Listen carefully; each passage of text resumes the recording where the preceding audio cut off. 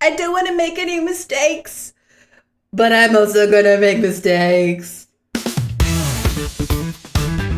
If you're tired of the old cookie cutter marketing advice and want to take your personal brand to the next level with bold, actionable strategies that truly reflect you, you're in the right place. Let's untangle your marketing mayhem with Zoe, the video confidence coach, on the Unboring Your Brand podcast. Unboring Your Brand was recorded on Wadawurrung land.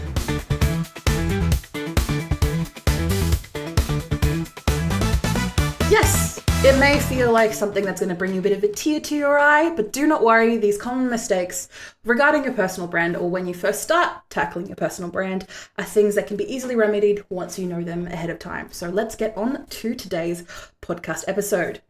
So this was from a conversation that I had yonks ago with a friend of mine, Mark. And essentially it was from a bigger conversation that we were having about some like common mistakes that people have when building their personal brand and obviously how can they be avoided. But ultimately they wanted to know what they can learn from these mistakes. They're very much take what other people have done, learn from their mistakes so you can improve on your own type of person. And as you can imagine, when you first start tackling your personal brand, because again, we all have one, we all have a reputation. And when you first start tackling it, as in taking control of it, I should say, it starts off with a bang.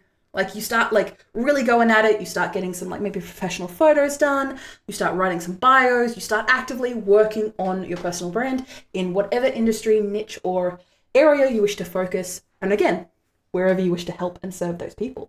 That's what it's about, folks. But then you make an oopsie. Whoops. You stumble. You maybe get a dramatic eye roll from some of the people that you're trying to serve, or maybe even people who you're not trying to serve, who are not your people. That is also definitely something that can definitely happen. And finally, you eventually sort it out, but it still made you feel like you're behind. And that is something that I've had to remind both myself and many of my clients. When you are not behind, you are not set on anyone's timeline. You're all set up to your own timeline. And for me, I'm very perfectionistic, so my timeline is always very far ahead of me, but I digress. So in that time, there is no shame in the game. We all make mistakes and we all stuff up somewhere along the line. So for you, what are some of these common mistakes regarding your personal brand that you can avoid making if you are starting out, or even if you are well in the weeds regarding your personal brand, things that you can avoid doing if you haven't run into these mistakes of yourself? And again, all of these mistakes I have done myself, and I've had clients who've done this as well. So do not worry if you come across these, or if you haven't just yet, it's okay. So the first one I want to get into is copying someone else's voice. So when I say voice, a lot of people term that usually into like the actual like voice that people are using when they speak. But what I mean, usually when it comes to personal branding or marketing, a voice is what is known as an identifying signature and tone. How do you speak? How do you communicate, both in written and in verbal format? Is the way that you speak very different to the way that you write? Are the words that you use common between the two? And when you are copying someone else's voice, so say, for example, a good example of this was someone I worked with yonks ago, even before I think I technically started the video confidence coach, was I was working with someone who was very much a Gary Vee fanboy. So Gary Vee is this, gentleman whose family ran a winery, and then he took over their marketing team and has in turn like built an entire marketing empire from that. He's very much a remnant of the hustle culture, the constantly grind, which unfortunately a lot of people are still in. So if you are in that, my apologies, take a break, take a breather on me. You can do that. And he is the type of person who is always go, constantly pushing, which again is admirable, but also not very sustainable for anyone outside of who maybe doesn't have the wealth, finance, and backing that he does. And this person that I was working with was someone who had recently finished university, but had that mentality and also was having the voice of Gary Vee, like physically having the accent. As someone who was born and raised in Australia, was having a North American accent. Not Canadian. I mean like America, New York, but not quite New York, New Jersey. I don't entirely know where Gary Vee is from. my apologies, but that type of accent, like to the point where he was beginning to speak in Gary V-isms, like using terminologies and taglines from him when he was trying to build his own brand himself. So in those moments, being able to see what someone else is doing and they are doing amazingly, and especially when they're doing it online where it's accessible to you and you think, I want to be just like them. That is great. That is awesome. It is awesome to have role models, people who are well into their craft and well into their personal branding journey to say, I want to be like them. Awesome. But remember, they are not you. And this might feel a little bit awkward, but you are ultimately going to sound worse and very inauthentic because your personal brand is a reflection of you. When you fix your voice, you fix your vibe. And the words that you actually use are a good place to start. But also keeping in mind that the people who are very successful that you come across in no matter which fashion, online or in person, these people have been working incredibly hard to get to where they are.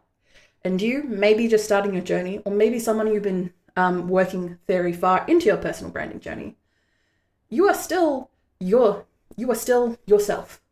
You have not had the opportunities that they have, and in turn, utilizing their voice to appeal to their audience may make you seem as like a copycat or inauthentic to the people that you're ultimately there to serve. So taking that time to think about, okay, what are the way that I like to speak and the way that I feel comfortable speaking? What taglines or voices that I use?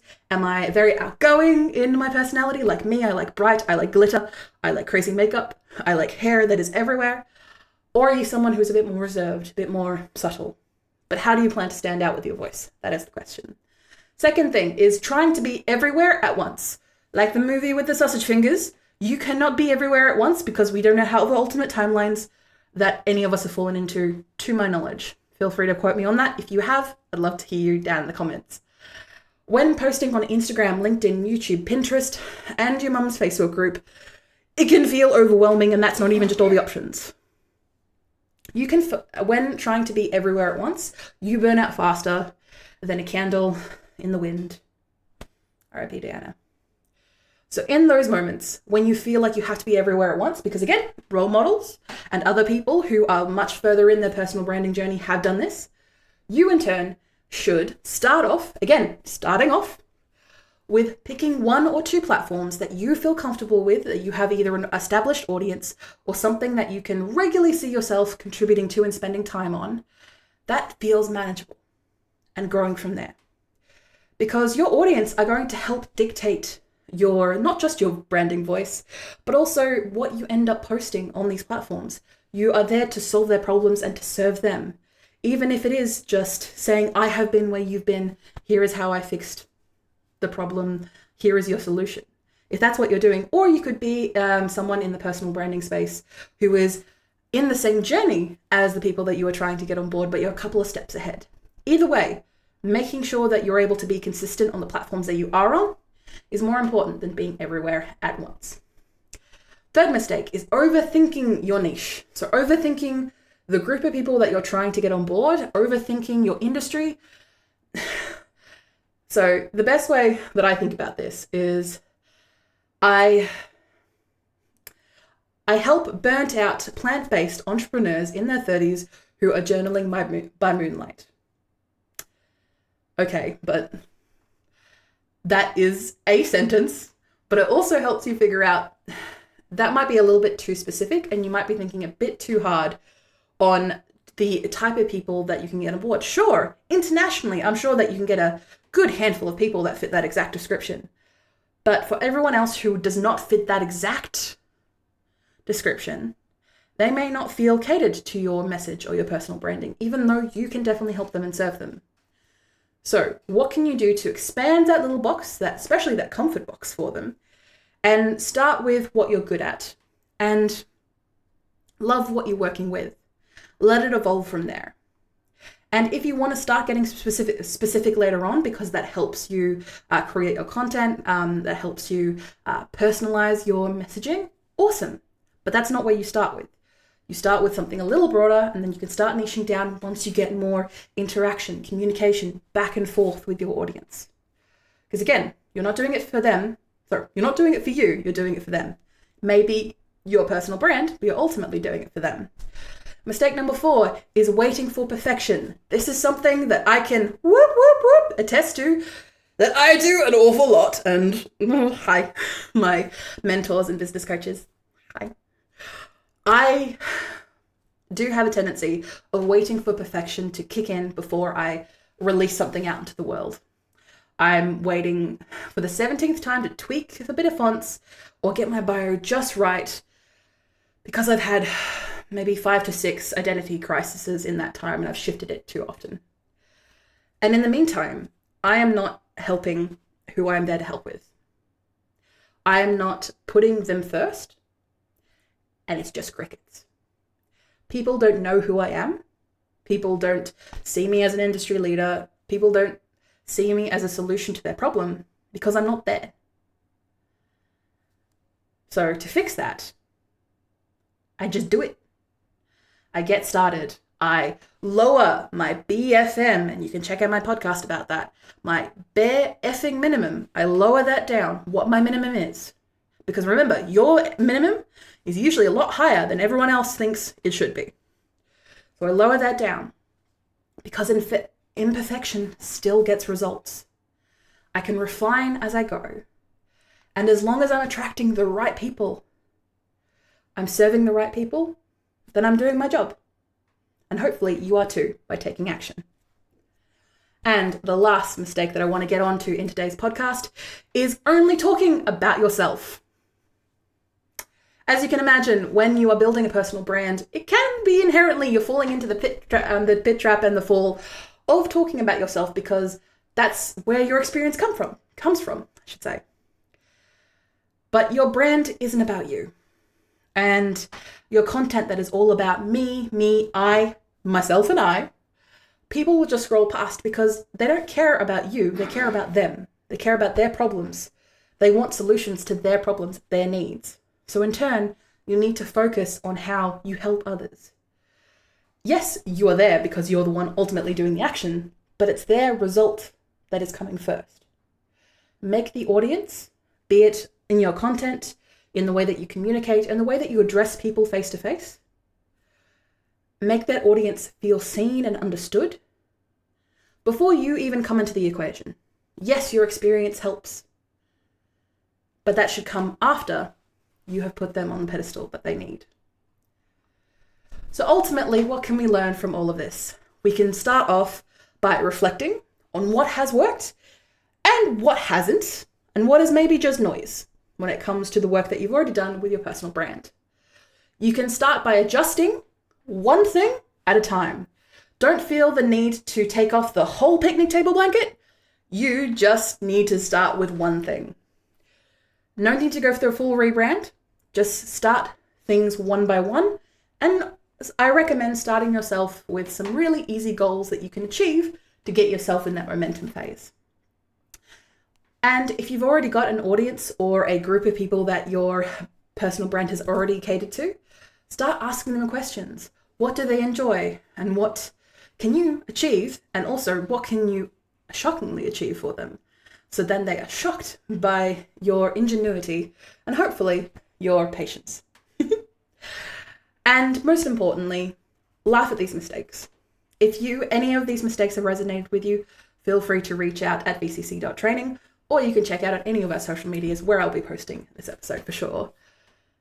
We've all been there. And we all have to get our stripes somewhere, right? So as I was finishing up with Mark, and in the end, your personal brand is more about consistency than perfection, because people need to see that you're there. It's okay to be messy. It's okay to not be absolutely perfect all the time. You're allowed to be brilliant. You're allowed to be you. And Mark felt that was a little bit too cliched, but ultimately, he still listened to me for like 20 minutes. Thank you for listening or watching Unboring Your Brand. You can find detailed show notes with tools, offers, and episode transcriptions. Just click the first link in the description or go to vcc.training/podcast. Get involved and ask me anything about personal branding, video strategy, or just a friendly small business chat via my email, g'day@vcc.training. That is gday@vcc.training. The Video Confidence Coach would like to acknowledge and pay my respects to the Wadawurrung people of the Kulin Nation, the traditional custodians of the land on which I record my podcast. I pay my respects to their elders past and present. I stand with the traditional custodians of these lands in working towards a more equal future. Always was, always will be Aboriginal land. Look forward to me chatting at you next week, superstars.